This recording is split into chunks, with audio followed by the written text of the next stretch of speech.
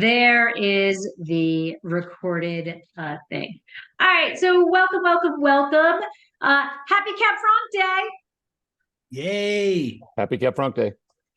By far, my opinion, the best day on the face of the earth. And, it's just pretty darn good. So a little housekeeping. As I let you in, we are going to try to keep the cameras so that people can see everybody. I really don't know how it works when I'm not I'm not in there, but let's try to keep cameras off unless you are part of the panel. That allows everybody else to, I think, to see the panel larger. Please make sure you are muted until it so that we are not hearing background noise, dogs, cats, I don't know, chickens, turkeys, whatever.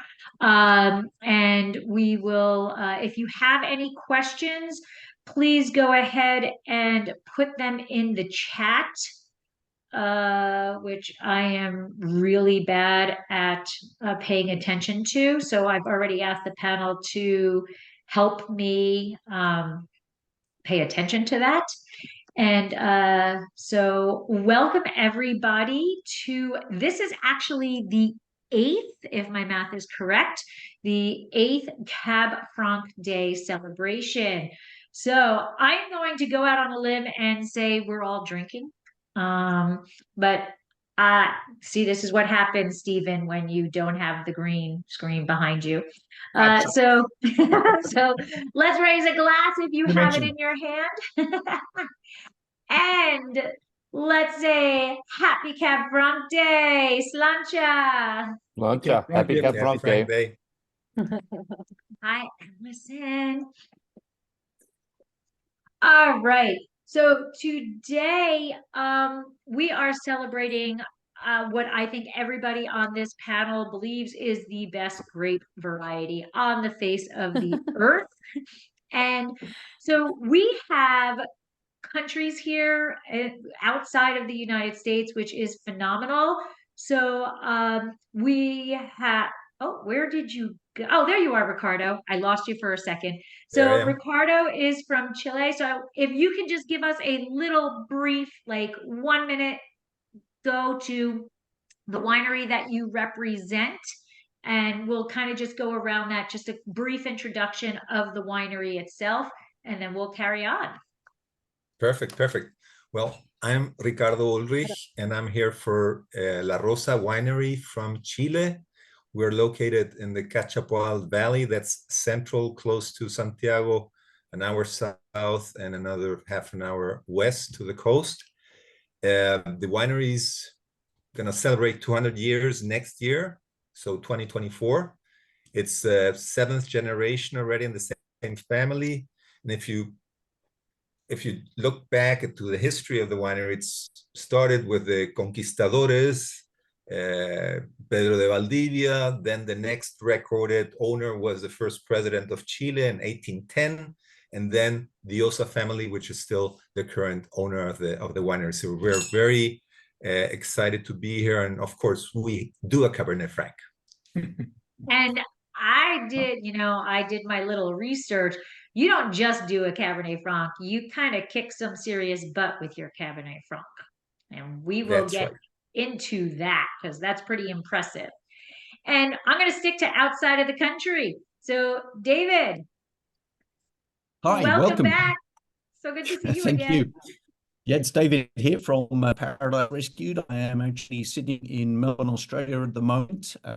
The picture behind me, though, is the real thing. That is our beautiful little 1 hectare vineyard, organic certified vineyard in Bordeaux, France, the original home of Cabernet Franc before it put its feelers out around the world. And part of our origins and all of our story really is created around our Cabernet Franc story. That's where we started. Our one brand continue to go and move forward, and we're once again proud, pleased, and humbled to be part of the Cabernet Franc Day experience and annual festivity. Welcome. Thank you. And David actually was, when I first started Cab Franc Day, David was probably one of the first people to get on board and say, yes, it's about time. There's a day to celebrate this grape. So I'm so happy to see you today. And I'm just going to go through my corners. So Peter. Yes. Tell us about your winery.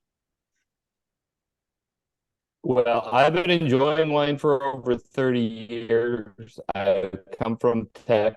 I met my brother from another mother who is a techie too. He owned several companies and started his own winery 20 years ago. And I produce everything I do out of his location. So I get to use high-end equipment most boutique winemakers don't get to use. Last August of 2022. But my first release, and thank you very much, Lori, after Cab Franc Day last year, I met Michael Kelly because of Cab Franc Day last year, and my 2020 won Best in Class double gold in that competition. So I'm really happy with that right now. And plus I met Carlos and other bloggers on that, and Carlos is phenomenal. So is the wine chick out of Dallas. Yes. Wonderful people. And you're going to be drinking my 21 and a barrel sample of my 22. And that 22, I hope you love. I'm growing to love that right now. That 2021 is awesome. That's out of Chalk Hill, Juan Gamino's vineyard in Chalk Hill. All right. And we're going to talk about soil and all of that good stuff. We're going to get into that geekiness. All right, Leah, you're next. Little brief intro. Hello. I know there's so much about you. It's so. Oh, sorry. Can you hear the dog? No. I heard a bark, but we're good now. Okay, good. Trying to keep it under control. Hello, I'm Leah Jorgensen. I am not the first person to make Cabernet Franc in Oregon, but I am the only winemaker right now dedicated to Cabernet Franc in Oregon.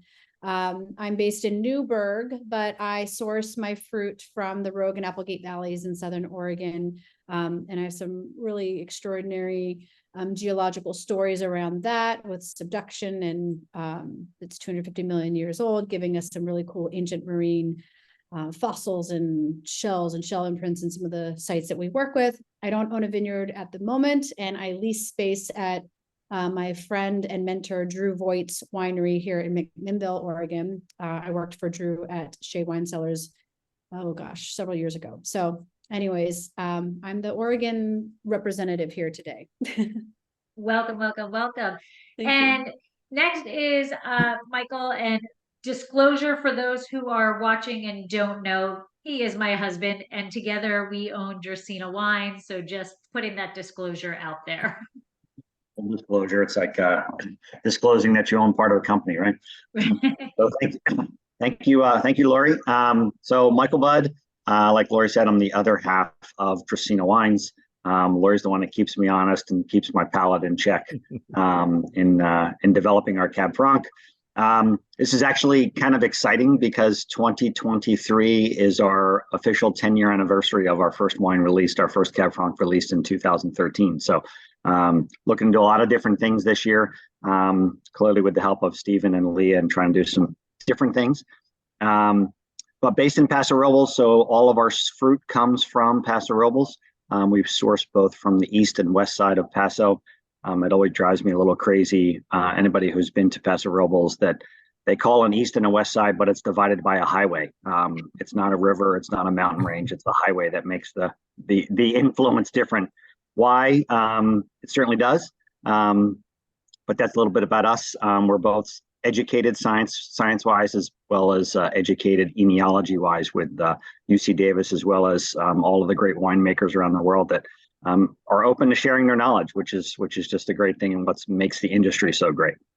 Absolutely. And Stephen, who literally talked me off of a ledge yesterday. That's what we do for friends, right? Stephen Mirasu, Stephen Kent Winery in the Livermore Valley. A great pleasure talking with you folks again this year. Leah, who's a close friend, and Lori and Mike, who are becoming close friends as well. Cabernet Franc's a dream. It is the most expressive variety that I know. My family's been making wine in California for 170 years now. We're the oldest winemaking family in the country. We started making wine 6 years before Abraham Lincoln was president in San Jose. and have been in the Livermore Valley for almost 30 years now, and really believe deeply in Livermore's ability to properly ripen Cabernet Franc. It's an area that people have a misapprehension about. They think it's really a hot place, but the further east you go in the valley, the colder it gets. Diurnal temperature ranges are 40 and 50 degrees during harvest, and I think it's a perfect place to grow Cab Franc.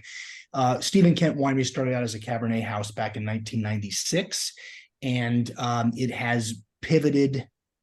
Pivot may be too strong a word. It's moved in the right direction now over the last 10 years or so toward Cabernet Franc, and toward a desire to be to devote the rest of my career and the career of my wife and my son, generation 7 of the family in the business, to making the most beautiful grape and a beautiful expression thereof. It's nice to see all of you. Nice to be here again. And I was laughing because yesterday at the Cab Franc celebration in Paso, Stephen came in and they were talking, and somebody was talking about the oldest wineries in Livermore and everything. And I was like, but he's, well, not you. And I said it again yesterday. I'm like, but he's seriously I feel that way older, half the time. but not you specifically. Thank you. I'll take that as a compliment. Not you specifically. I look like I'm 180 years old. Say you're looking great if you're that old. Thanks, Michael. All right, so I'm gonna dive right in. And the first thing, so Ricardo, with Viña La Rosa, it's 6 generations, and Cachapoal? Cachapoal, that's Woo! right. All right, I said it right, sort of, kind of. Let's talk about the terroir, and then that's going to allow all of our other winemakers to come on in and talk about the terroir and why we get Cab Franc from where we get it from. Yeah, so where we are located, we're located between the hills, between the Los Andes mountain range and the coastal range, about, I would say, 100 kilometers from the coast. And we have a very diverse soil type there. The soil that's present there in Peumo is a mix of volcanic soil in some places, mostly volcanic soil. I mean, these are soils that rose from the sea level about 100 million years ago. And it's called the Pluton, which is it's a eruption that didn't go out but stayed under the surface, and over time it just elevated, yeah, and with the fraction and the pressure, geological pressure, it kind of cracked, and this is where our Cab Franc is being planted today. So it's kind of a volcanic soil that's being in decomposition, so it's cracked, and that's where the root system goes down and gets all the minerals. So it's a very rich mineral soil, basically with huge amounts of iron, mostly iron. If you go north from Santiago in Chile, you get more presence of calcium, and to the south it's more the driving mineral is iron. So basically what we've been always well known for cabernet, which is a grape that's almost unique to Chile. And about 10 years ago, we started exploring the soil types in our estate, which is a pretty large estate. I mean, we have 600 hectares planted to vines of a total of 12,000 hectares altogether. Now, this is a size that you have to imagine comes from the time of the conquistadores. You wouldn't be able to go out now and acquire an estate of 12,000 hectares, but that's what is part of the family estate. And of these, 600 are planted with vines. The Cornellana estate, which is one of the 3 states we have, is a pure volcanic soil. Yeah, and as we were doing our studies about the soil types within the different states, this one popped out as a very particular soil type, the volcanic soil. And we started planting Cabernet Franc, some Syrah there, and it has turned out that the variety that best shows and that does the best there is the Cab Franc. All right. So what about the other winemakers here? The soils that you have? I don't want to like pick people. I don't want to be in school, but like, how do you think those soils affect the vines themselves? Anyone?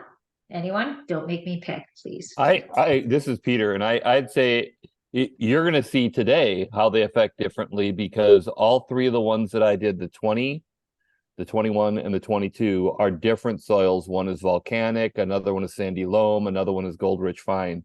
They're all different, but they're all different AVAs as well, so it's hard to judge, other than the fact that you do get the difference in the wine significantly.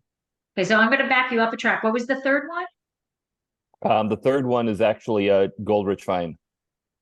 Gold. Okay, so that's a newbie to me. So what? Gold what rich is that? fine is usually what you find in Russian River, and okay. it's actually in Alexander Valley as well. I mean, it's around the world, but you find it a lot in Russian River. So we get it a lot with Pinot Noir. I have not found a Cab Franc in Russian River, but I'm willing to find one.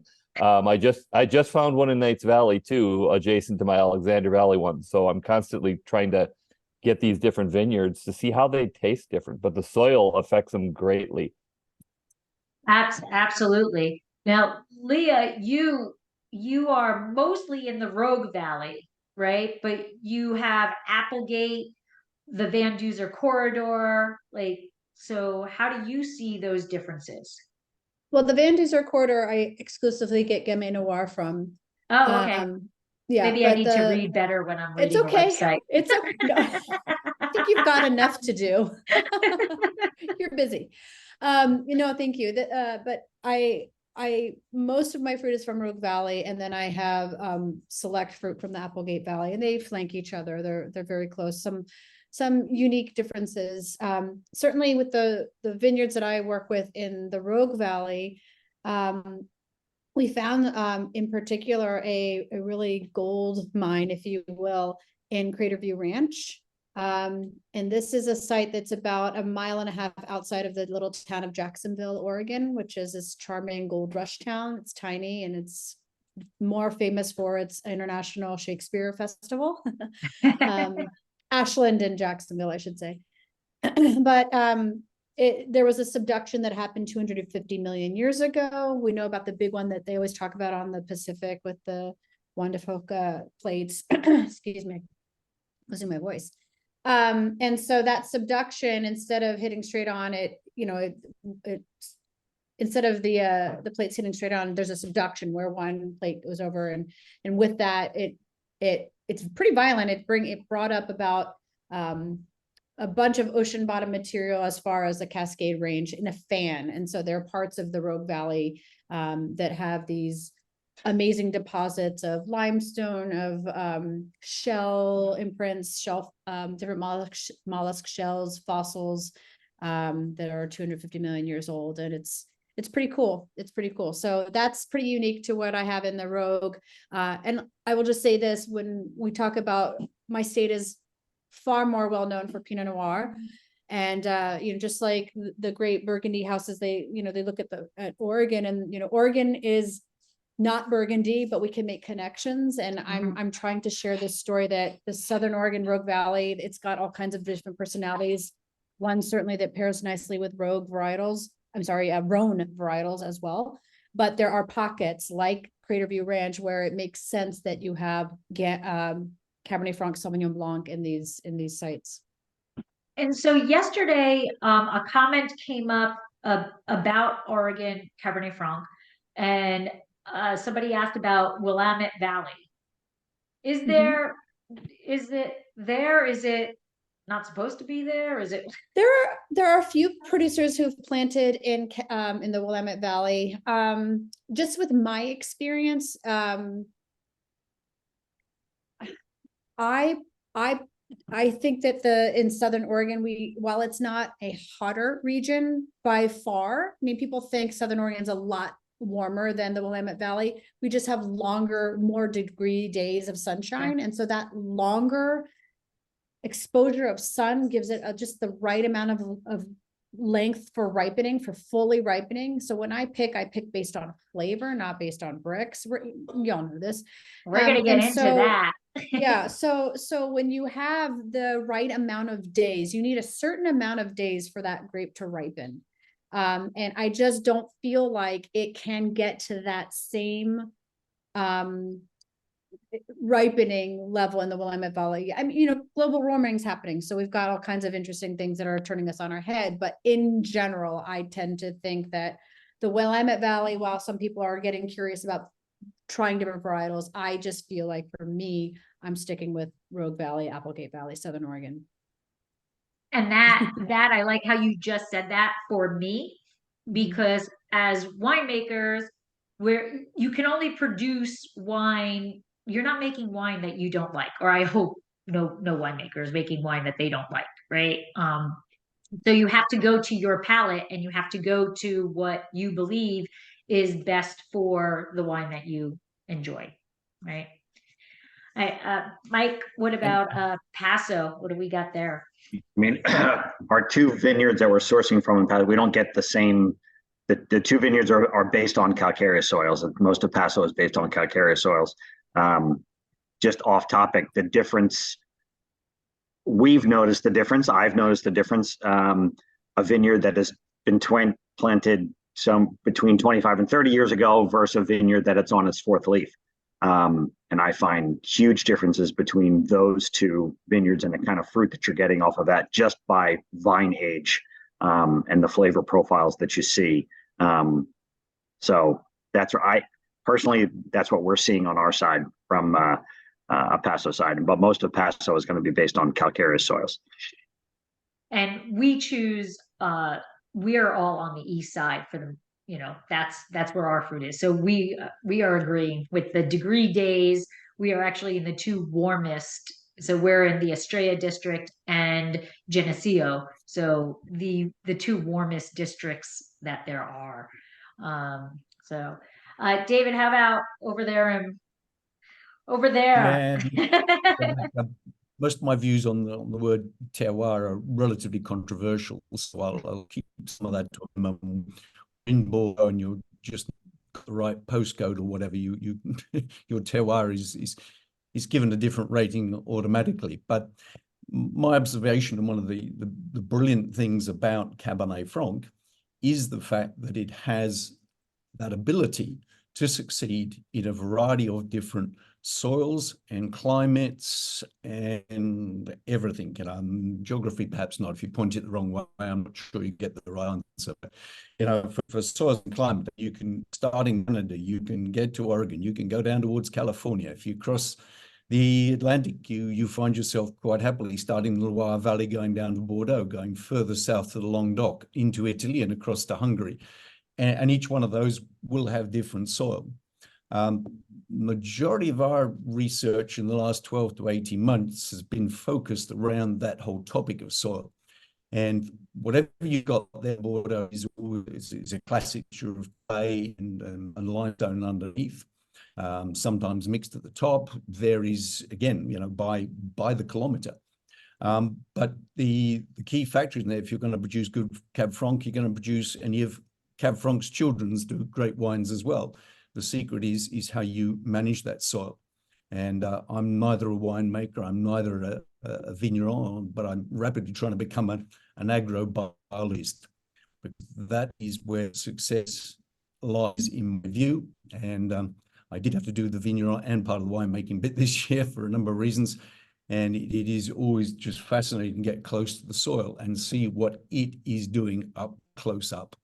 And the potential for Cabernet Franc across a lot of those different areas is immense. Absolutely. And Stephen? So we are actually sourcing Cabernet Franc from the Livermore Valley from 4 or 5 different vineyards. Livermore is not a very big place. as the crow flies, but it is the valley floor in Livermore is about 650 feet above sea level. So it's significantly higher than Napa Valley, for instance, and more of a bowl-shaped growing area than a V like you get in Napa. Vineyards are planted up to about 1,000 feet. Like our foremost vineyard, Gilmedi Vineyard in the eastern foothills of Livermore, is about 1,000 feet above sea level. Planted in 6 different soil types. The Cabernet Franc there, very, very loamy soil, very fine-grained, light brown soils. We've got a lot of clay in the upper half of the vineyard where we grow some Merlot. More of an alluvial area is Livermore Valley. It's an area that I think there's a lot to learn. I've been in the business for a while now, but I know hopefully. Yeah, you're 180 years old. 80 years old. I know 1/100th of what I'll end up knowing down the road. But the relationship between soils and all the other aspects of terroir are still a mystery to me. I'm still trying to wrap my mind around what this all means. Clonal material, age of the vineyard, water, deficit irrigation, nutrition, all of these factors affect overall quality of the fruit. We get in Livermore, again, kind of misapprehension about how warm it is. It's really not. It's a region 3 climate, but the eastern foothills are really kind of where all the cold air from San Francisco Bay pools in the afternoon, right on top of Gilmedi Vineyard. So it's an area that we bud out in mid-April, and then we're harvesting into mid-November, and normally speaking, in this particular site, and it's our primary site in Livermore Valley. We also get Cabernet Franc from the Santa Cruz Mountains, so a very different growing area. From Bates Ranch and Slàinte Vineyards, Slàinte sort of 1,300 feet above sea level, right in the middle of the Santa Cruz Mountain, the range right there on the coast, and then Bates Ranch kind of looking the other way toward the ocean at about 200 or 300 feet. Where the Cab Franc blocks are. So we're in a really neat phase in our Cab Franc development where we're getting an opportunity of looking at a variety of different growing areas, trying to figure out crop loads, trying to figure out timing of harvest, trying to figure out a lot of these different factors that we hope ultimately mean really fine examples of Cabernet Franc and very specific examples of Cab Franc vineyard by vineyard as we go along. And I love hearing how all of these different regions have different soil types, and how they get expressed into the vine, basically. And so I'm going to go a little geeky, but before I go geeky, I do want to introduce. So we have Allison here, and I adore Allison, and I just really do. So Allison is not a winemaker, but I mean, I say that I am as rabbit hole down, as down the rabbit hole of Cab Franc there is. And I believe you guys who are on here are that far down, but Allison also is. And so she is the Cab Franc Chronicles. And I don't think you can get more love for Cab Franc than Allison does. So I just wanted to, if you did not know Allison, I just wanted to introduce you to her. She's amazing. Thank you, Lori. Very kind of you. It's a pleasure to drop in to your very cool nerdy chat with regards to Cabernet Franc. So I'm really just a fly on the wall here, listening and learning. But I'm happy to chime in if anybody needs me to chime in on Cabernet Franc. I'm jealous, Allison. You get to taste so many Cab Francs. I wish I had that. I know. Like you literally drink more Cab Francs than I think we do. I drink a lot of Cabernet Franc. I taste a lot of Cabernet Franc. I had the pleasure to visit David earlier this year in June, which was an absolute thrill. So I'm very hoping to get to California in 2024. It didn't work out this year, but hopefully 2024 I can get to California and do a major deep dive, because there's so much nuance in this across the state that I'm excited to explore with regards to the grape. So fantastic. So we talked about soils. So I want to bring up the concept of clones. So Peter, you have on your tech sheets the actual clones that you use, and I got to find all of my paperwork here. And you've changed your clone. So in 2021, you used clone 214, which I'm going to say is kind of a common clone. We see a lot of 214 out there. But then in 2022, you had clone 5. And I'm not aware that I've tasted clone 5. So let's geek out a bit on clones. I have never tasted clone 5. That vineyard, each one of those vineyards, the 2020 vineyard was in Fountain Grove AVA. 2021 vineyard was in Chalk Hill, and that's the Juan Gamino vineyard, which is an impeccable vineyard in Chalk Hill. And that 214 is a wonderful varietal, or wonderful clone of the varietal. The clone 5 has never, well, that particular clone 5 up in Alexander Valley was never made into a single varietal. All of the grapes from the Burnett Ranch are sold to a large winemaker that I can't say the name of, and they never do a single of Cab Franc. They blend it. And I can buy as much Cab Franc from, it's a friend of mine, I can buy as much Cab Franc from him as I want. I think the clone 5 is a little bit more tannic and a little bit more aggressive. The clone 214 is more, I hate to use the term because in the industry, some people take it negatively, it's more feminine. It's softer, it's more subtle.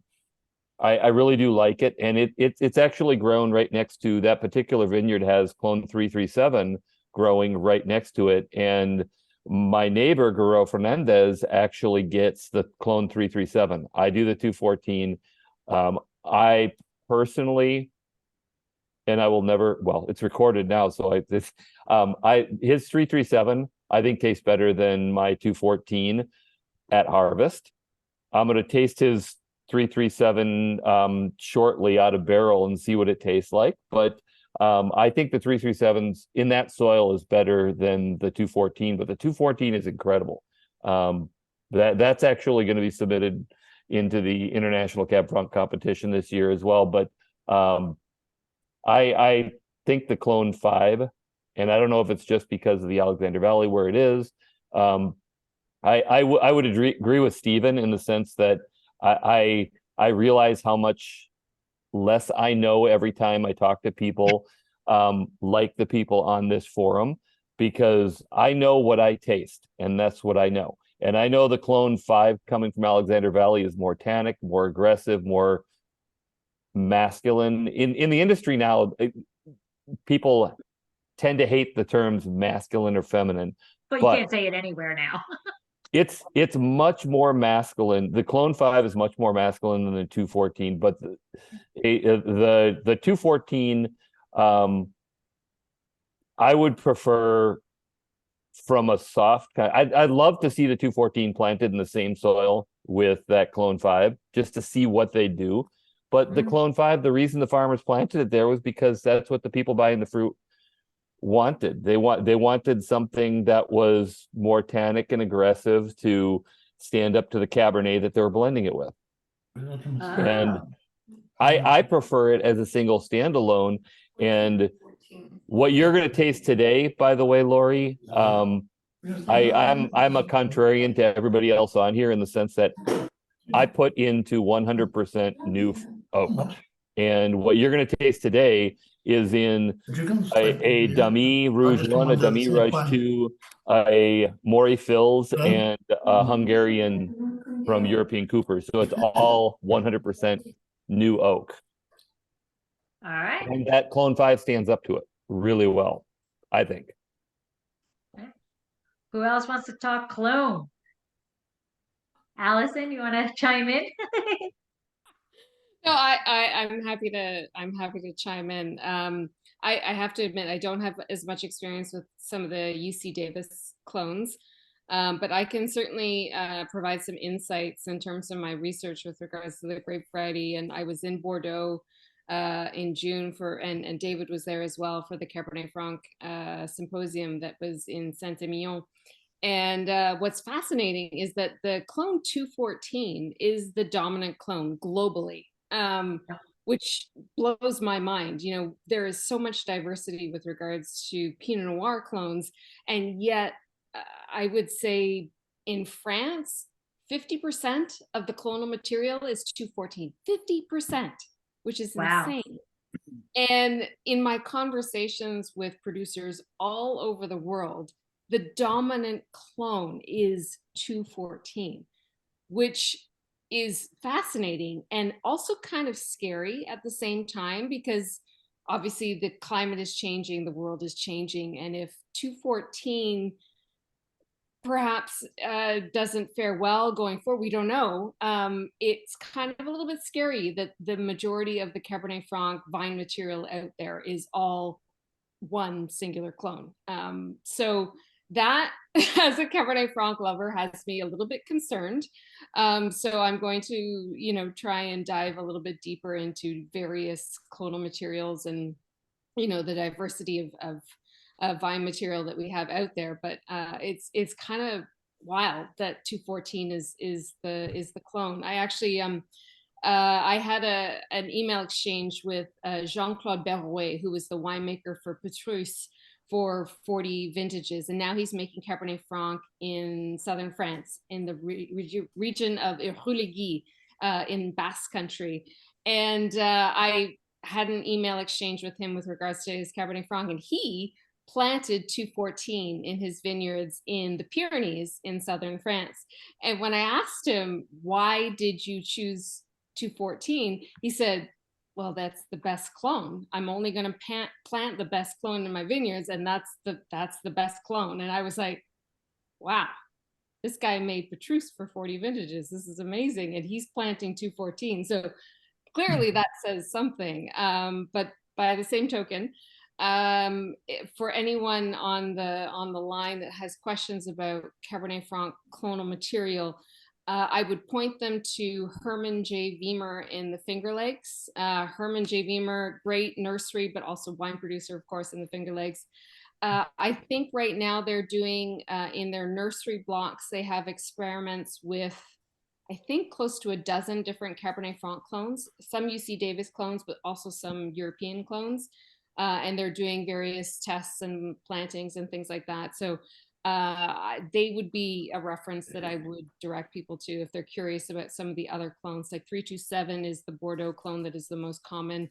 They have a couple other Bordeaux clones. They have a few clones from the Pyrenees as well that are kind of interesting, but they're doing some experimentations across various blocks in the Finger Lakes with regards to clonal material, and to see what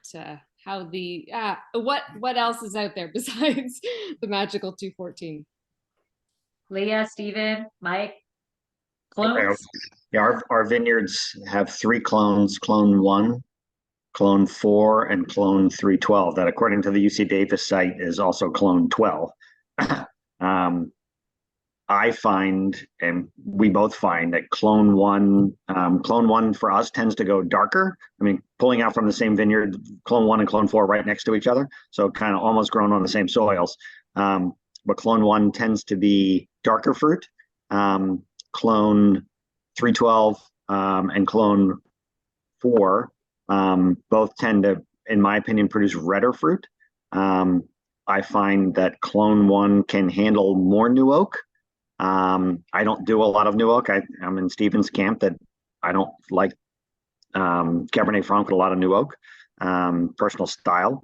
Because we've always said that we need to make wine that we like to drink, because if nobody buys it, then we've got a lot of wine that we need to consume.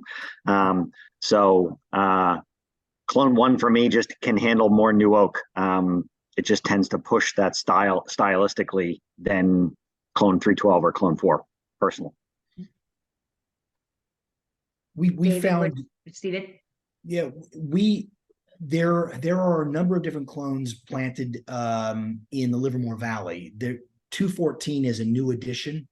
I don't think it has borne any fruit yet. I think it's only in its second or third leaf at this point in time. Gilmedi Vineyard has 2 different blocks of Cab Franc. And Clone 5, the UC Davis Clone 5, which I think is the Ontov Clone 332, I believe, so. is pretty prevalent in the Livermore Valley. 331, Ontov 331 is the predominant clone at Gilmedi Vineyard, and from my perspective is a much more feminine, redder fruited, more fruit forward expression of Cabernet Franc than 332, which the Clone 5, again, I think bigger, maybe a little bit more sauvage in a way, darker fruited, a little bit more, I think when picked properly, a little more of that chili peppers, smoked paprika kind of notes that you get, the pyrazine expression from that particular clone. I really like 331 a lot. 214, we have a friend who's planted that. We'll have access to that in a couple of years, so we're very excited about using that as well. Clones of Cab Franc are a pretty new thing in terms of telling that Cab Franc story clonally. Pinot Noir, we've been doing that for 20 plus years, and it's neat to see that there are new clones, I think, available to California wine producers that aren't in the ground yet. And it'll be interesting to see how they work in the climate of Livermore Valley or the Santa Cruz Mountains or what have you. But the clone material that we have used really, it differentiated for us more on weight, more on the so-called kind of color of fruit, that sense of darkness, blackness of fruit rather than red fruited. When you say weight, you mean mouthfeel? I think that mouthfeel is certainly part of it. We tend to pick relatively early, so acid drive is sort of common, I think, in our wines, to independent of the clone. But I think from my perspective, Clone 5 tends to be it does give you more of a, it's bigger. It has more heft to it, let's say. Not necessarily more acid drive, more momentum, which I think is more a function of winemaking than it is a clonal material. But 331, Ontov 331, I don't know if there's a UC Davis equivalent number to it or not, is our preferred clone so far. I don't know what's planted in the Santa Cruz. The UC Davis, that's Clone 5. It's 332. 332 is I think, 5. Clone 5, which we also farm. But I think there is to the extent there can be a divide between feminine and masculine in Cabernet Franc. My experience with the clones is that 332 is a bigger clone, expresses itself in structurally larger, darker fruited than 331 does, at least at this one vineyard that we work with. David, do you have any clone comments? It's fascinating. I mean, sometimes when you come out of the old world, it really is old. So for 3/4, or at least the original Cabernet Franc vineyard that I own, wouldn't have a clue. No document, no anything shows you what it is. That kind of worries me as well, because it's got some, was treated before, took care of it, and it means slowly it will, its past history will catch earlier than I would like. We always like to see our vines get older, and I think the earlier comments made by Mike would support that. There's a totally different taste to a vine, a fruit that's 20 plus years old, and that's where you've got to be. And there's no reason, if you look after it proper, with good care and attention in your soil and your vineyard, that you can't get to some ripe age. Have Merlots that are 65 years old, and I don't see any reason why some of our Cab Francs won't get there too. Our newer stuff tends to be 214, and I've just looked that up because I've still got the invoice that was purchased against it. But it does, for us, raise the comment about looking into more detail, and it's very clear that certainly the Californian experience is deeper and much more knowledgeable than ours would be at this stage.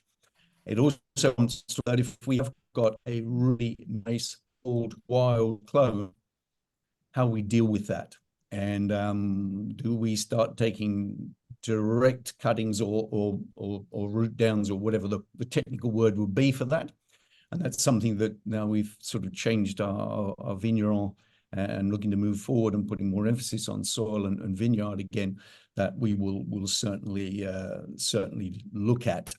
But heaven knows what we got. And also, I know a bit more about the rootstock, but there isn't a in there of the rootstock. And certainly when I was with Alison and we were at Saint-Emilion at the Cab Franc Symposium, that was an issue that was also coming up. And based on the recent experience in Bordeaux, which was for only partly impacting on Cabernet Franc, not severely, but the Merlot was a wipeout in 2023 and in Bordeaux. And that's public news, by the way. It's not secret stuff. Is that there's a lot of emphasis going back to check whether there's been, and I know the words and probably biologically are right at the wrong space, is the drift on the rootstocks used or drift on the clones that are grafted in. And this is becoming going to be quite a big issue. But it may also be that the biodiversity inside Bordeaux, particularly on the right bank with regards to Merlot, has pushed it to a certain point.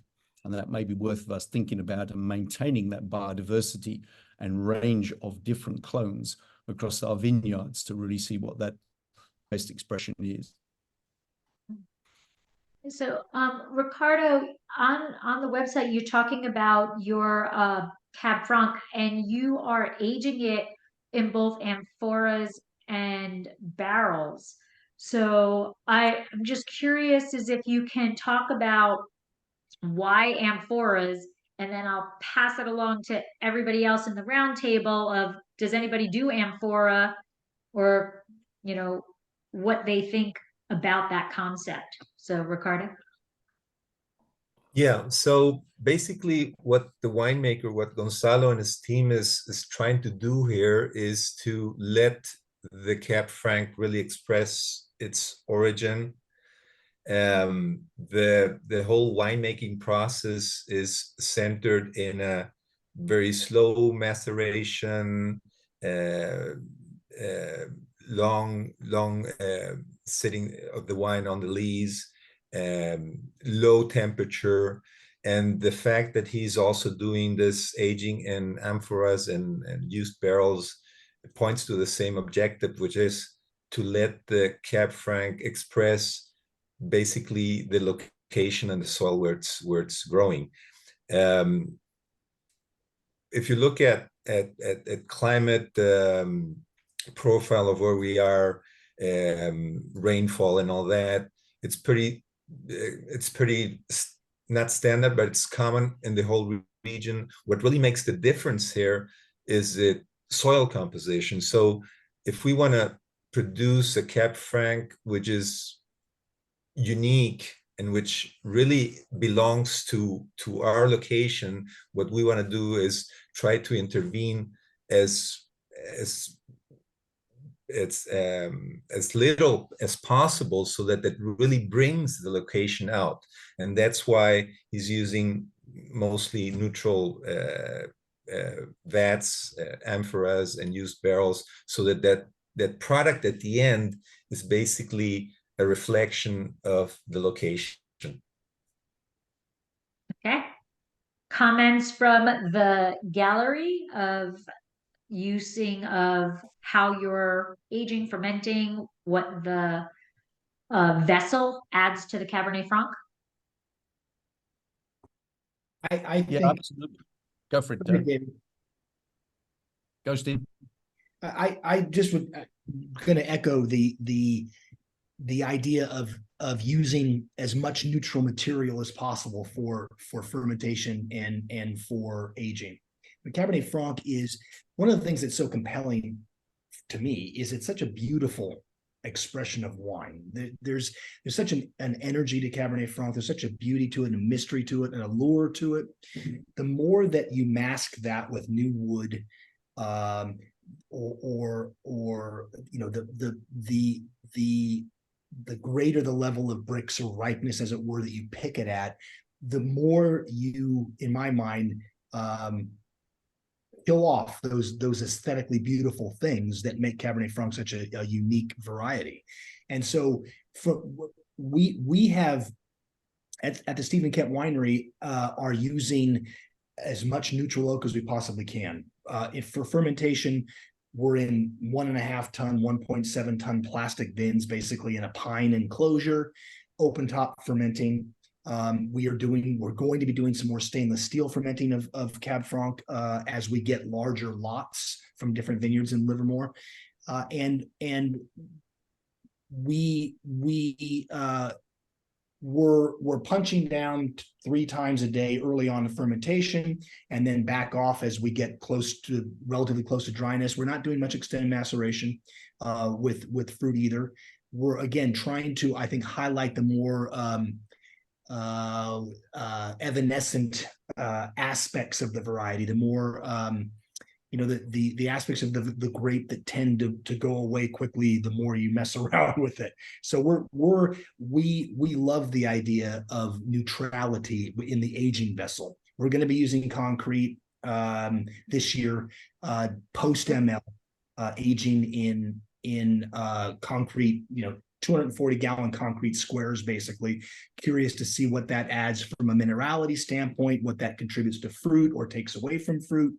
But from my perspective, I think that there are, one of the worst things you can do to Cabernet Franc is to pick it too late and age it in too much new oak, and take away those things, trying to add heft to it, and consequently take away what's sort of the beauty of it, the beauty of the varieties. So for us, it's trying to do too much, try to let the variety. How would you compare neutrality of neutral oak versus stainless steel for aging purposes? So what was the first part of that, Michael? So neutrality of a neutral barrel, right? An old, 10-year-old barrel that doesn't leak. Right. Yeah. Right. Hopefully. Versus aging in stainless. So we haven't done a lot of aging in stainless yet. We're going to be doing that starting with the 23 vintage. The older I get, the less I like oak, the less I like whether it's Cabernet Sauvignon or Cabernet Franc. Cabernet Franc to me has a flavor profile, aromatic profile that just gets sort of obliterated with too much new wood. There are some right bankish blends that we're working on where there's a very small percentage of new wood, but there is something to be said about being able to sand the corners off of a wine, in its second year of aging in neutral wood that you don't get in stainless steel. So there are textural things that you can accomplish with barrel that are harder to do with stainless steel, for instance, yet still celebrate and put stage forward those aromatic and flavor profiles of Cabernet Franc that are, I think, so compelling to all of us. So we're experimenting with different. We were in Paso. We went to a winery called Giornata that does Italian varieties, an amazing job with Italian varieties, and they do a lot of work in larger format wood as well as amphora, and that's exciting to us to try that as well. As we move forward with our program, all in service to trying to create something as pure an expression of Cabernet Franc, of a year, of a site, of a clone, of a rootstock, all the terroir-driven aspects of the wine as we possibly can. We'll let new oak stand for the region up north of us, and sort of overripe fruit. Let that be somebody else's challenge to define as Cab Franc. We want to stick with all right, Peter, bring it on. Bring it on, Peter. Well, I will just say this much. I agree with the one person earlier who said, I make wine for me because at the end of the day, I might have to drink all my wine. So I don't disagree with anybody. The reality is I've been club member, and now that I'm in industry, I'm still club member of 7 wineries. And some of those wineries make very, very, and I'll distinguish between 2 phrases, old world and new world. Old world typically is a lighter body, but still big flavor. A lot of people think lighter body means lighter flavor. like Bonovia, like McCrosty, like a lot of these new world wineries that make old world style. I love them, and I've been a club member of McCrosty since they opened their doors, but I love new world style. My wine is made in new world style. I make it the way I like it, and sometimes, like that 2022 you're about ready to taste, they're really, really big, and they take time to integrate the oak, which you have to integrate the oak if you use new oak. And I would agree with that. But the wine, the fruit has to stand up to it too. And not only that, but the person who tips the glass has to like it. If they don't like it, it sucks. It doesn't matter whether wine's good or bad. It sucks if they don't like it. And I feel bad when people don't like wine I make. But the reality is, to the point of every other winemaker on here, I make wine that I want to drink at the end of the day because I might have to drink all 400 cases a year of it. So did that answer? And I've drank Stephen's wine. I love it. And I thank you very much for hosting last year, because that wasn't last year, that was this year. Cab Francapalooza was awesome. I loved it. It was great. And I had pristine parking right in front of it was awesome. So thank you. We hope you're there next year too. No, I loved it. It was great. Thank you. No, thank you. Did that answer your question, Lori? I just want to, I'm from Jersey. I like button heads, That's not button heads though, because I'll drink Cab Franc from across the world and other styles, and it doesn't matter. And it doesn't mean it's going to change my style. It may change what I'm going to drink tomorrow. Mm-hmm. But you know what? Different days require different style wines. I right? agree. What mood you are in requires a different style wine. What food is on your plate requires a different style Today, wine. I love Hungarian oak. I may not love that next year, but I'll tell you this much. This is a Cab Franc call, so I hate to say this other varietal, but my Alicante Boucher hates Dummy. It loves Maury Fills as far as barrels go. As far as Dummy goes, Dummy costs twice what a Maury Fills costs, but from a French perspective, it tastes so much better coming out of a Maury Fills. And I blend that with a Hungarian, and that Alicante Boucher is phenomenal. But I do agree that if the grape can't stand up to the oak takes over the fruit. And you don't ever want, I don't want to lose a fruit in a really, really good wine, especially the delicate. And when we talk about the three of mine that we talked about, Fountain Grove is probably the most delicate of all of them. The 214 from Chalk Hill is not delicate. The Fountain Grove was delicate. And that couldn't have dealt with 100% oak, whether it was French, Hungarian, American, whatever. But I agree and I disagree with everything. Does that make sense? Absolutely. That being said, I will drink Stephen's wine any day of the week that ends in Y and starts with today. Very much, Peter. But Laurie, I think Peter's comments are also very key in there. He certainly has a particular styling which is a little different probably to the rest of it there. But in his last sentences there, he talked about fruit and freshness, and how you make that expression will depend on how long you want to age it, even in bottle or anything like that. And I mean, I think I can vouch for the customers who find their way or lose their way to Saint-Emilion and find their way into our winery. And that's the thing with Cabernet Franc that always dominates the conversation. It's the freshness. It's a little bit about crunchy acidity, and man, is that different from a Merlot, and is that different from a Cabernet Sauvignon? And I think that's my observation is, and we continue to make lots of wonderful experiments, usually called accidents.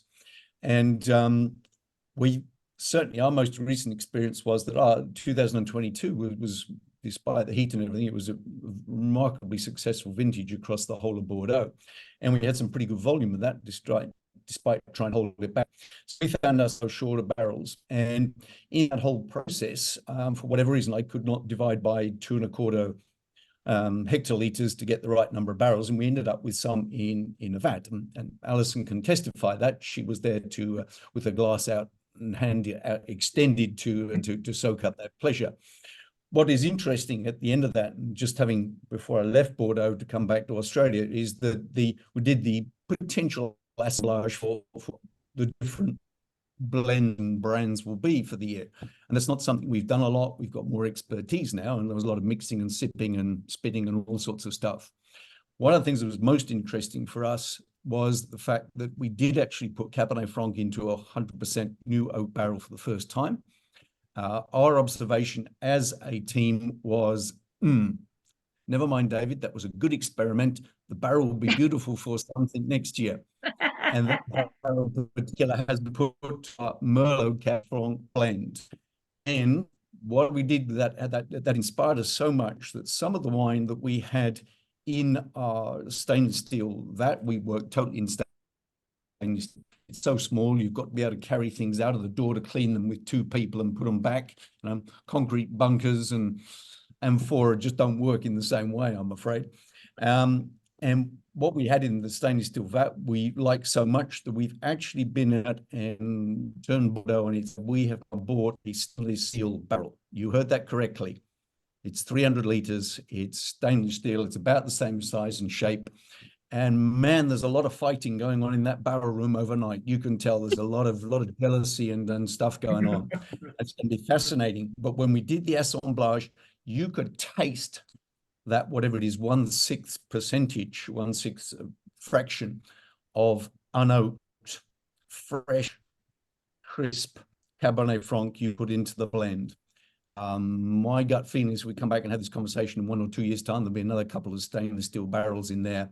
And part of the issue is as you get better in the quality of your fruit gets better. You know when to harvest it better, and it gets a little bit richer.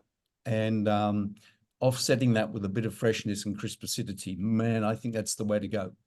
The other thing that Alison will have picked up also is when you talk to guys in the Loire Valley versus those in the Bordeaux. For the Bordeaux guys, it's very much about, we're here to just take the Cabernet Sauvignon Merlot down a notch. I got it. It really works well. But for people in the Loire Valley, it's a different game. And there they use very much a mixed blend between oak matured Cabernet Franc and tank matured. So I think there's a balance in there somewhere in the future. I'm so excited to get back and taste what the end result is like in April. Awesome. All right, so the next thing I want to talk about, Leah, you by far have led the front in the United States for Blanc de Franc. And we have followed in your footsteps. Several of us have now followed in your footsteps. And so I want to talk about it in terms of what made you think about doing a Blanc de Franc, because I know that, Mike and Stephen, we can chime in on that of why we did it. But I think, there's been white Cab Francs in the Loire Valley for several years, but you by far were the leader here. So let's talk about the Blanc de Franc and how we have followed suit. And I'm going to shut up, but that is why I said previously that Stephen talked me off the ledge, because this has been something I've wanted to do for so long, and I'm nervous. So I keep asking, is this what it's like? Is this what it's like?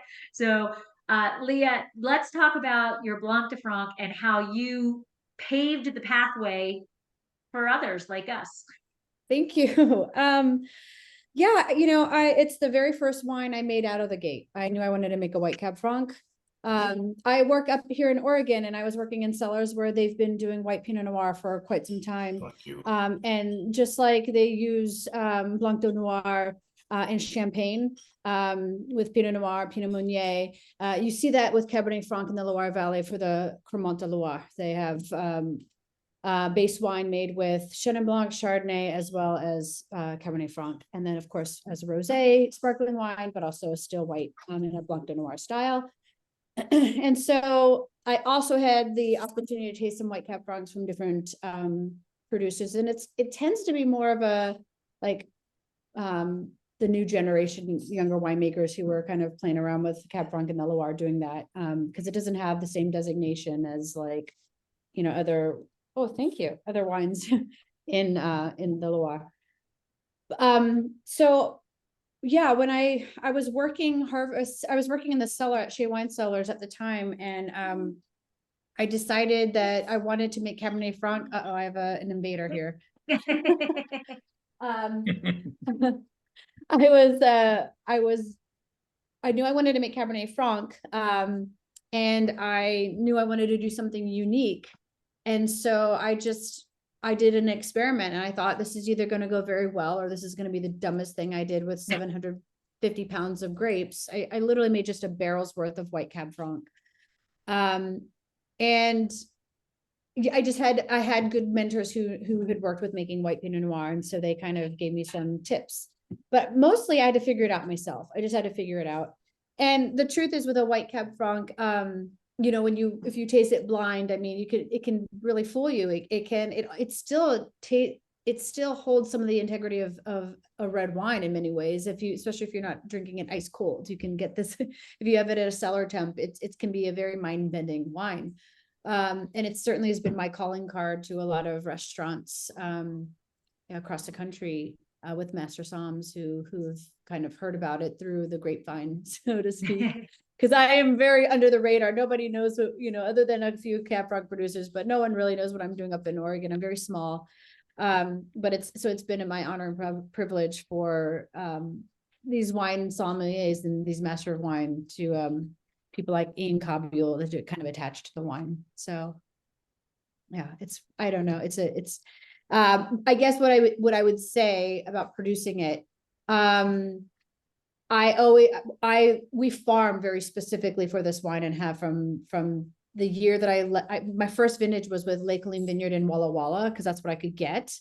And then after that, moving forward, I worked with Herb Quaddy North Wines in Applegate Valley, and we farm specifically. He farms my block under specifications different than anywhere else in the vineyard, and it's become a proprietary thing. And I don't mean that to sound exclusive, that we want to help people, but we've built this thing over just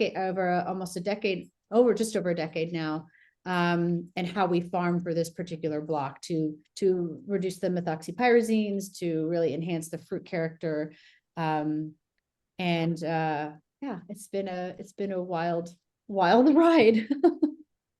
And do you think, and then I'll let everybody else talk, because so Stephen, Mike, the whites we are doing this year, and Peter, before everybody else got on, Peter is doing a rosé, and we had like the oh my god moment when we were talking. So David, I don't know if you're doing anything, or Ricardo, if Viña La Rosa is thinking of Cab Francs in different ways, but like how exciting is it to be known for something that you're like, yeah, I'm going to wing it and I'm going to make this. Like, I think in the United States, you really are most known for that, for bringing that to the United States. Leah. Ooh. I used Lauren's. There you go. Sorry. Yeah, I'm sorry, but I was having an issue with hearing. Oh. That's why I was like, wait, me? What? Yeah, yes, you. I'm like, I'm looking in the chat. I'm like, wait, no, talk. So I just was saying that I think that really in the United States, you are by far the person who has brought that concept to the public. And there are other people now, like I said, Peter is creating a rosé, Stephen and Michael, we're making rosé, we're making a white Cab Franc. David, I don't know. Ricardo, I don't know. So that's what I'm kind of interested in hearing is, like, what does it feel like to really be a pioneer? Oh gosh. Well, I mean, I never thought of myself that way. I honestly, I fell in love with Cabernet Franc a long time ago, and my mother's family's been making wine in the Campania since the 1700s. I just grew up with wine, and I love wine, and the experimental part of it has been really partially what's driven me, is, but also understanding that the nuances of this varietal. I really set out to show the many faces and styles of Cabernet Franc, and it's unique the same way Pinot Noir is, in that you have acidity, and you need that acidity. That acidity is required if you're going to do a rosé or a Blanc Cab Franc. I mean, if it didn't have natural, my pHs are always like 3.5 when I harvest my, around 3.5. That's pretty incredible. And so when I pick my Cab Franc for Blanc, it's like closer to like 3.1, whatever. So that acidity is essential. If it's not there, it's just, there's people, I think, who want to make an arbitrary white from red. And what I'm getting at is, this is not arbitrary in any way. Cab Franc can do this because it's been done for sparkling wine for a long time. Right. And so it has the ability to wear these different faces, if you will, because of ostensibly the structure of the grape, the acidity, the phenolic compounds, the tannin. It makes impeccable, obviously, the red, but you know, no matter what you're doing, and I really am in so much alignment with Stephen, is that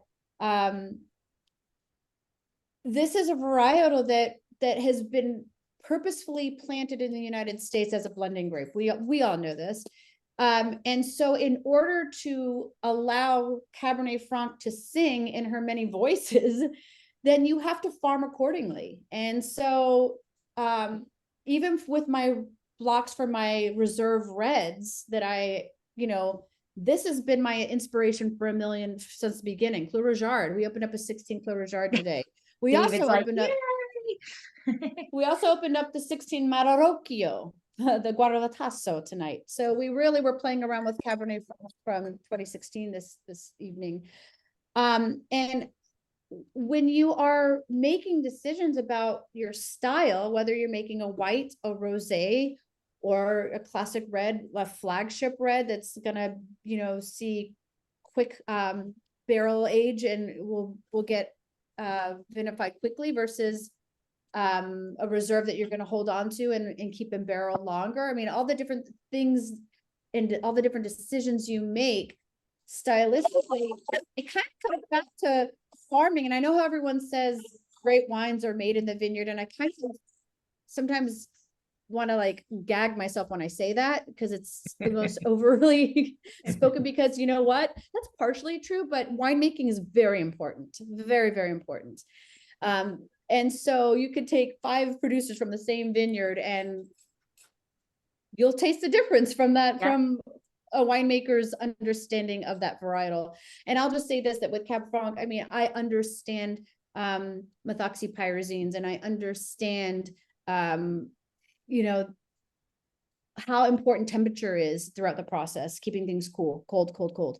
And so when you understand those things and you're looking for, I'm not going to make judgments on what format you use of barrel or amphora or stainless, to each his own. It's all about experimentation, as I just said.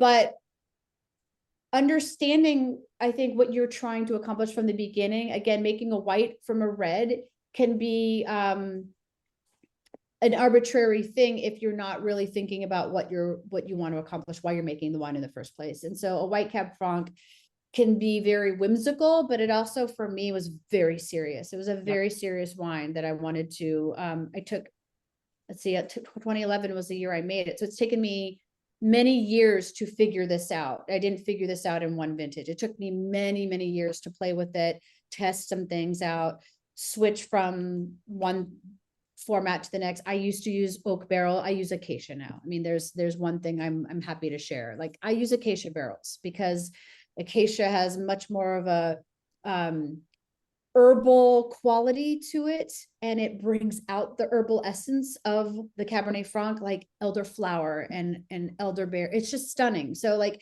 you can really play around with things when you know what style, what you want to accomplish. Absolutely. There's making anything, not necessarily wine. There's making anything because it's the in thing to do, or it's making it because it's your passion. And I think everybody who's on this panel, Cab Franc is a passion. It's not just because it's a thing to do, right? It's a passion. And so I just want to go around. So Peter, you are making a rosé. Quick question beforehand, Leah, where do you get your acacia barrels from? Because Yeah. I get acacia all day long. I've got a vineyard owner who gets cut down acacia. We've made acacia bars. I made acacia bar tops for sushi houses I love. Where do you get the barrels made out of acacia? Yeah, but They are the Acacia connection is Peter.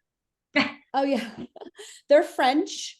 And I have to look up a picture of my barrel because I can't remember the name. It's So are they ridiculous. French acacia then? They're getting the acacia out of France. They're French, yeah, Oh, and okay. they have dragons on the label because I Okay. loved it because I was Nice. watching Game of Thrones at the time, and I was like, yeah, I'm the queen of We'll dragons. we'll here. connect afterwards, but I Yep. want to know where you got them from because Yeah. we use it for everything else around the winery because we get the acacia free, but we're not gonna. Yeah. I'm not a cooper. I can't make barrels. Okay. Yeah, no, there's a few resources out of France that you can look into, but I will look up the name of the barrel. Cool. And I'll, Thank you. I'll Sorry, message you. Lori. Of course. No, Just no to- problem. That's what we're all just about. That's what we're all about. Add a quick note on acacia barrels. We've used them at Stephen Kent probably 15 years ago, one time for Sauvignon Blanc, and we used one barrel's worth. They are black locust. Is what the tree actually is, and it is they're very impactful. They give over their I agree with Leah. Geranium notes. They give floral, leafy notes over the wine very quickly. To the tune of 3 or 4 months max before we took them out because they were starting to overpower fruit. We haven't used them for white Cab Franc. I one of the white Cab Franc. It's interesting. Leah's the Janie Appleseed of white Cab Franc. She's spreading her seeds all over the place, and I picked up a few of them. My wife Beth and I were visiting with Leah in Oregon and tasted her white Cab Franc a couple of years ago. Love the wine. We did it for the first time last year from Livermore Fruit, and didn't make a lot, but it sold out. Was received very well, and we made a lot more this year. What's interesting to me about it is to kind of subvert that whole pyrazine and skin contact thing that you get with red Cabernet Franc. It's such a function. The wines are such a function of pyrazine content, how long, and the green or chili pepper kind of notes that you get from that compound, to subvert that and make a wine that doesn't really have that aspect in it to any great degree. Is really fun to work with. The texture of the wines are really cool. Rhônish, white Rhônish in a way. They're much more delicious and yummy and rich than you'd expect based upon just pressing off right away. Really interesting wines to work with, and we're very excited about where that experiment is going to go. So thank you, Leah. We appreciate that. Sorry, just to add to the statistics, I was just checking the composition of our rosé, which does very well, and it's 50% Cab Franc. Okay. It's got some Syrah, Malbec, Pinot Grigio, and Pinot Noir, but the most part is Cab Franc. Very All cool. right. We love hearing that. And what is the taste profile of that? So this is basically a simple rosé. Very nice and fruity, good acidity, but it's a rather simple, not pretentious rosé. Why Gonzalo is choosing to do it mainly with Cab Franc, probably maybe you guys know better than I do, but it does very well, and it's very well received. I mean, it's a beautiful rosé, simple but very nice. I think those wines do really well, Cab Franc rosés, because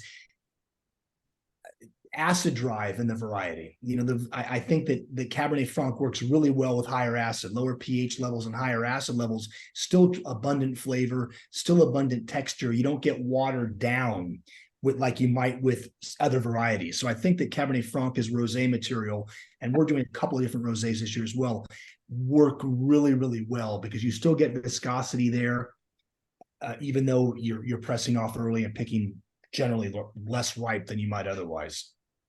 Good choice. That sounds like an interesting wine. Yeah. I wanted to I just wanted to chime in briefly and comment on this topic. And I would say that Leah's white Cabernet Franc, Blanc de Franc, is probably one of the best examples of the variety that I've tasted to date. And I was really kind of blown away by it. And Cabernet Franc as a white variety, even as a rosé variety, is a really challenging grape to vinify and get the juice out and get that right balance of the pyrazines and all of that mix. And Leah, you've obviously honed your craft with regards to white Cabernet Franc, and kudos to you on that front, because it is really an exceptional example of the variety. But I personally, I'm a huge fan of all of the expressions of Cabernet Franc, whether it's sparkling, pet nats, white, rosé, this, I think those that are truly passionate about Cabernet Franc, one of the great advantages we have from a consumer perspective as far as telling the story of Cabernet Franc is the fact that there is so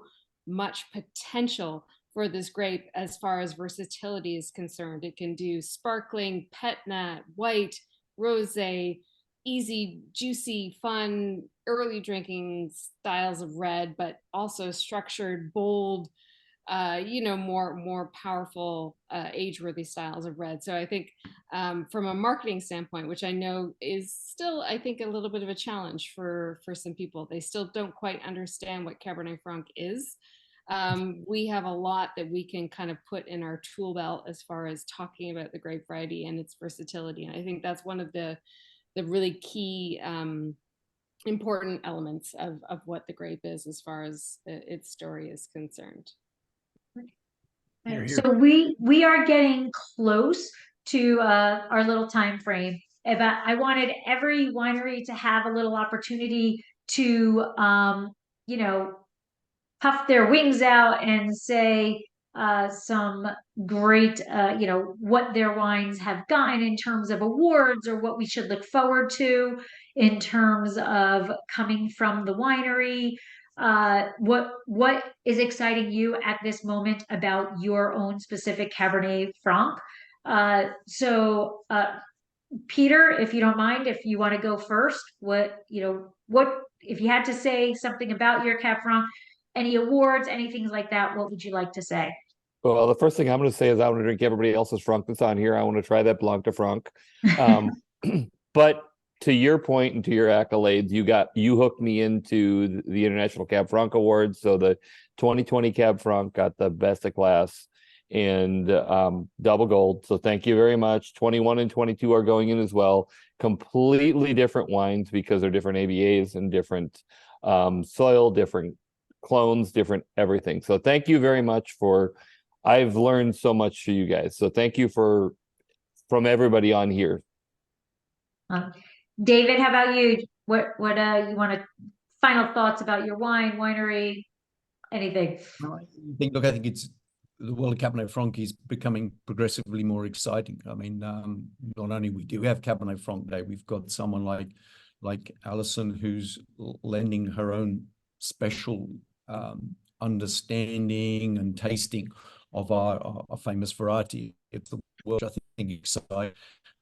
Moves. I mean, probably too useful for you guys that are down the left-hand side of the United States or South America, but Cabernet Franc Symposium was a massive step forward in terms of the realization that this is a grape variety that is going to have a huge impact in the wine world in the future. The Europeans haven't yet come off the blocks, but they're starting to do that and working it out slowly. And marketing's not in that trait. We've got we had the Cab Franc Palooza. We have now the Cabernet Franc Masters 2024 coming up in January. There's a lot of exciting stuff seeing, and I'm seeing it even in Bordeaux. I'm seeing, as Merlot becomes a bit icky and difficult on a number of measures, climate, disease resistance, and all of that. Cabernet Franc is coming back into it, and when grown properly, we can help the Bordeaux understand to grow it properly, look after their soils properly. Then you'll start to see Cabernet Franc really become much more back in the mainstream. And as we've discussed today, it offers so much variety in so many different formats. It's an exciting future. And Ricardo, you've got some serious accolades coming. That's true. And what I wanted to add is that I've been working for the winery for 20 years now, and we have a variety of grapes in our portfolio. But in the last 5 years, Cab Franc has risen to the top incredibly. And it's not because, as you said before, people are looking for it, but it's turning out to be the most expressive variety of our portfolio. And we've got some really serious accolades. We got 94 plus with Robert Parker. We've got 93, 94 with Alistair Cooper, and some other masters of wine. 95. 95. 95. Yeah. So basically, I mean, I'm very excited about the potential that this grape is offering to us also. As I said before, you gotta really pick the wines that you really shine with, because there's so much wine out there. You want to bring something that's really unique to you, what you do well and what makes you stand out. And in our case, we've been trying Cabernet Franc for the last 10 years. In the last 5 or 3 years, we really understood, and Gonzalo came to his nature with this variety. I mean, he really found himself with Cabernet Franc now lately, and he's doing great wines. And I'm happy to hopefully share these wines with you guys in the near future. Thank you. Leah? Hi. Yeah, I know. I was a click. Yeah, I don't submit my wines for competitions, and I've stopped submitting wines for scores.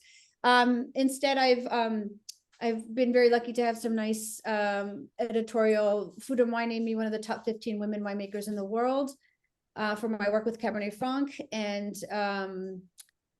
Enthusiast named me one of the 8 innovative winemakers out of Oregon. So I've had some really nice, lovely for my work with Cabernet Franc. So I've been very lucky to have some nice press through that. But yeah, I don't submit for numbers. You're a pioneer, Leah, and it's not all about the points. You really, I see articles after articles about you and your wines, and they are beautiful wines, and you really are in the forefront of Cabernet Franc. So, oh, thank you. Michael? I'm not going to puff our chest up on our 21s that were submitted because we don't have a lot of it left. So we're 93 and 92 on our reserve and our classic.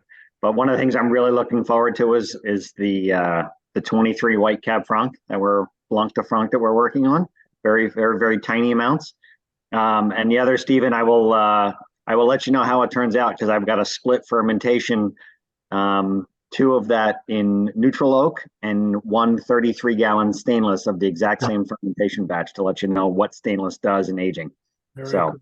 Looking forward to it. Cool.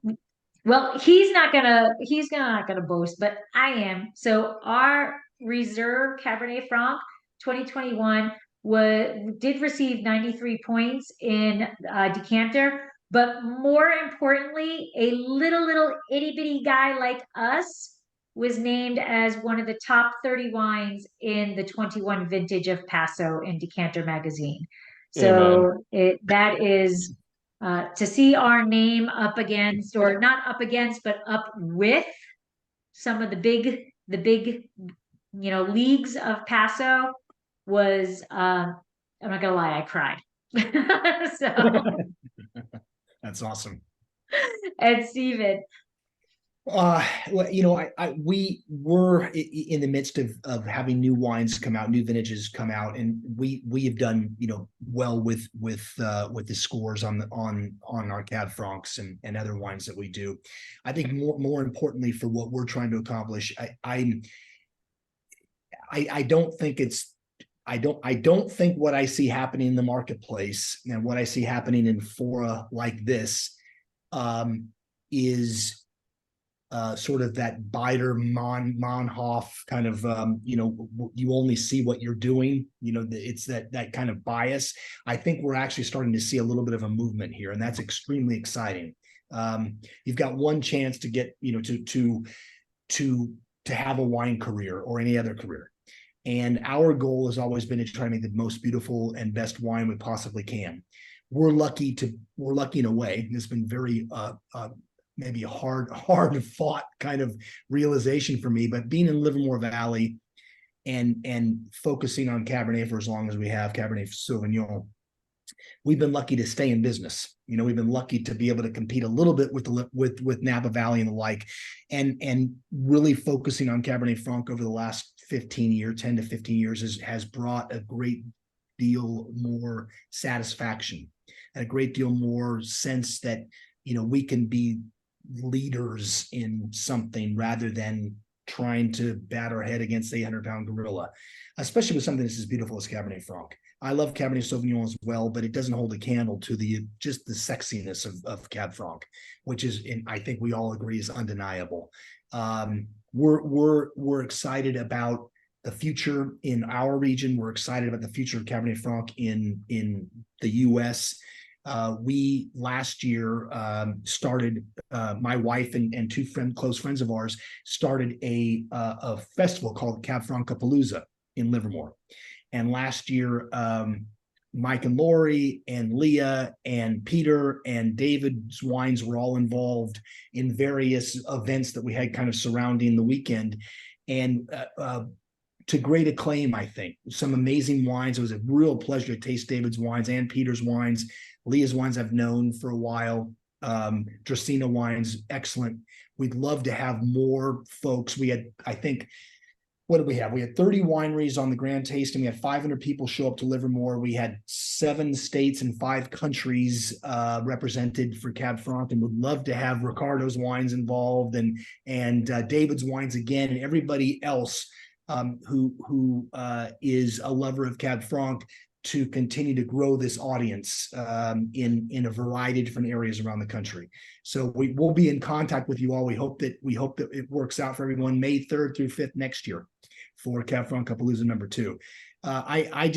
I'll kind of finish my soliloquy here by saying that it's a joy working with people like you, people who are in touch with not only the business side of wine, which is important. We wouldn't be here if we couldn't sell enough wine to stay in business, but who are at the forefront of sharing something that's truly beautiful, something that's more difficult than it is easy to sell right now in some instances. But I'd rather spend the rest of my career, I hope it's a long one, forging a path for my kids and for my grandkids and for other people who believe in the beauty of Cabernet Franc than it would be to sell Chardonnay and Cabernet Sauvignon. So thank you all for your inspiration. Thank you all for your amazing wines, and look forward to many more of these get-togethers, virtual and real. And in real life. Thanks, Amen. Lori. Thanks, Lori. Thank you so much, everybody, for Lori. coming. Thank you. And honestly, thank you all for your passion for Cabernet Franc, because it is near and dear to my heart. And I'm sorry, there's just no other better great variety than Cabernet Franc. It is the best. It's true. Amen. Have a wonderful night. Have a rest of Cabernet Franc night and enjoy. And thank you, everybody. Cheers, everybody. You as Safe well. travel. Bye-bye. Bye all. Thank you, guys. Happy Cab Franc Day, everybody. Bye-bye. Bye. Bye-bye. Thank you.